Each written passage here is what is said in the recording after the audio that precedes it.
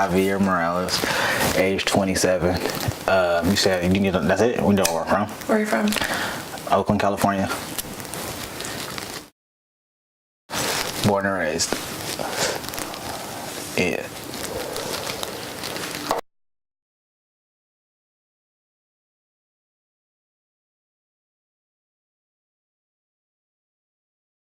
I gotta feel prostitution is a tool.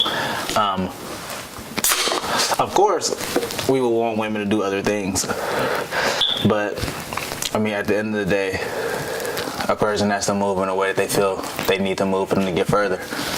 And all I can really advise and ask for is that you cover your own 6 in your movement. If you cover your own 6 in your movement, then, and you're not trying to glorify the lifestyle and let the lifestyle carry you to another place in life and using it as another stepping stone, I mean, it is what it is. Try to retire in it.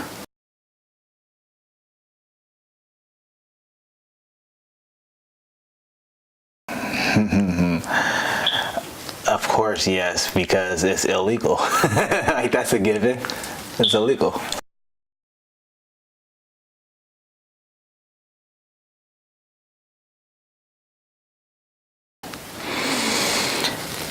Yes and no.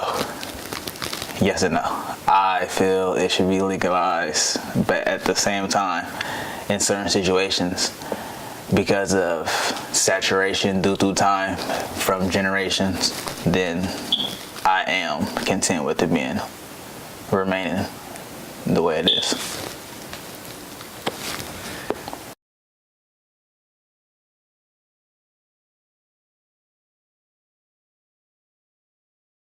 Honestly, I've encountered it in multiple ways. I've had like a lot of females I'm still to this day close with. They just slid into that life and bust those moves. I done met females from other countries and whatnot that didn't deal with it in that country and then carried over into this one and whatnot. So yeah, a few different types of interactions with the situation.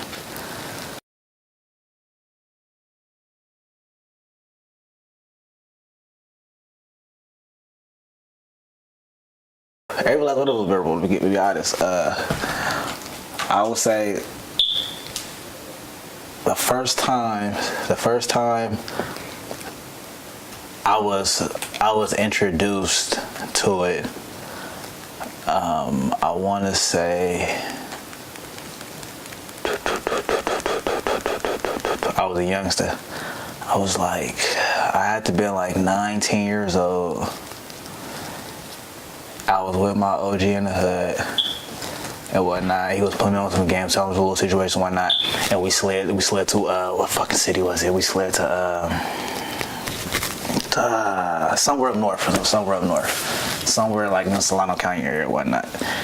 And he, like, OG had me on the blade with him. I'm stuck on stupid, hooked on dumb. Like, what's going on? You feel me? It's a whole lot of movement, you know, and not. But it's just women everywhere. You feel me? It's just like I'm just like a kid in the candy store, but on a whole nother level and whatnot. And he actually introduced me to his females, and it was like they came across different. Like, the conversation was different, how they carried so was different. I'm just like, whoa, this is some different shit. You feel me? It was that situation that was wild. But then it was the first time it was brought to me as being a part of the situation, and that had me like, really? Why? Like, there's other things you could do and whatnot, and that brought a whole nother situation. But being asked to be the person, being the manager in that situation, it was just like, okay, well, if that's the case, you gotta start applying other knowledge and situations, game that's been brought down to you, the way you look at things, stuff you've came across just in your own little movement yourself. It's nuts.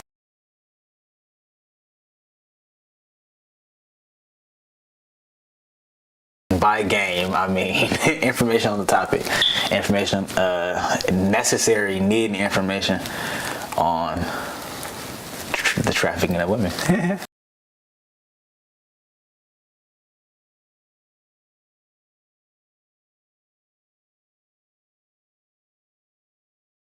No, I do not feel they would be in the lifestyle regardless, because I've never met a female who like full-fledged wanted to sell herself. It was always a situation. It was always more like a piece to a puzzle, or a piece to mold into a piece needed for a puzzle. That was always they feel that was always a necessary move. Like it was something they need to do for that time point to get from that situation to a better situation, from the place they were in at that point to a better place in life.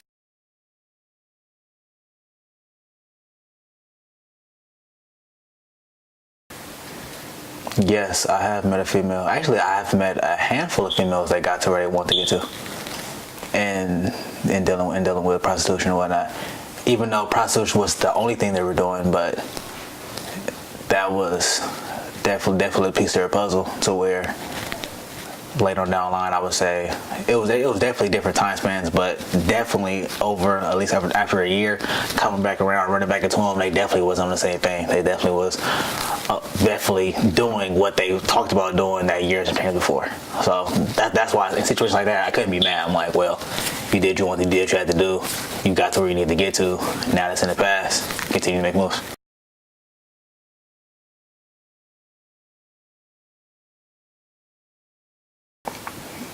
Yes, there's benefits in every situation, but so it's more so how you assess benefits or whatnot. Because at the end of the day, even if she has a pimp, she's still out there alone. So that builds that builds a certain confidence in a woman. That builds a certain thought process in a woman to carry her away a certain way, to be able to watch out for herself, to be able to build business on her own, being able to communicate, being able to sell anything. Because at the end of the day, it's sales. If you can sell yourself in that light, then you can sell yourself to a big business manager, to a big business, you feel me, employee, someone that's trying to, you feel me, put you on in another light. Once you can sell yourself, it's like conversation is conversation. And at the end of the day, I say prostitutes have the best mouthpiece in the world. That's all they do. Coerce you to pay them what they want you to pay them.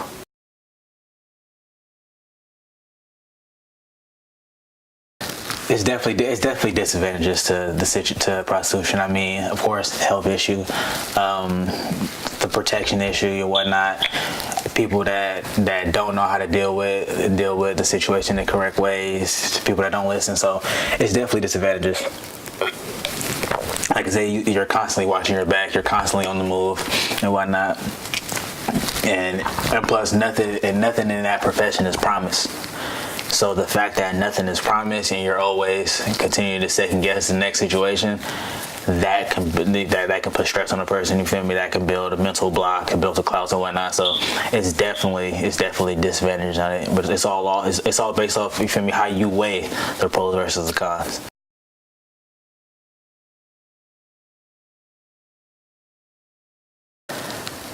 The Romeo and Juliet form of pimping versus a gorilla pimping. First and foremost, a gorilla pimping is fucking stupid.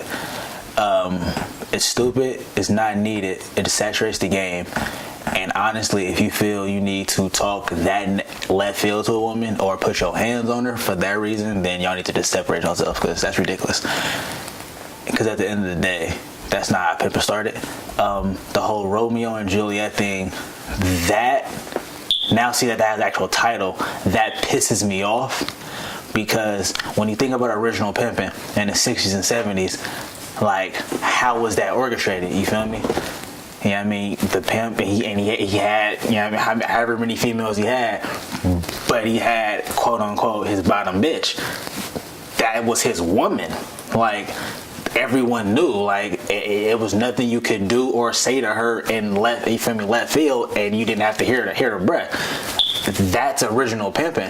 So then to turn around and try to put a whole nother label on it and try to make it seem like it's wrong or you shouldn't go on that route, that's stupid. Because at the end of the day, how could you not have a certain level of care or respect for a person who is taking care of you?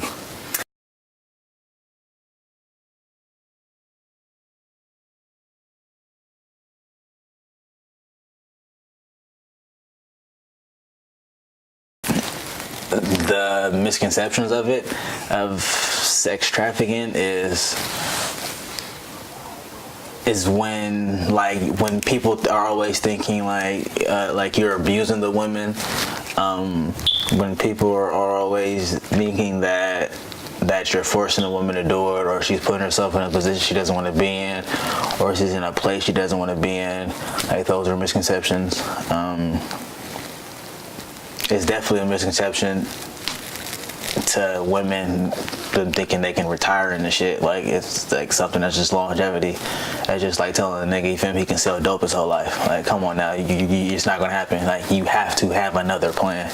So it's a misconception of people thinking like they can just build a 401k off that shit. No. So yeah, those are definitely like some of the biggest misconceptions of it.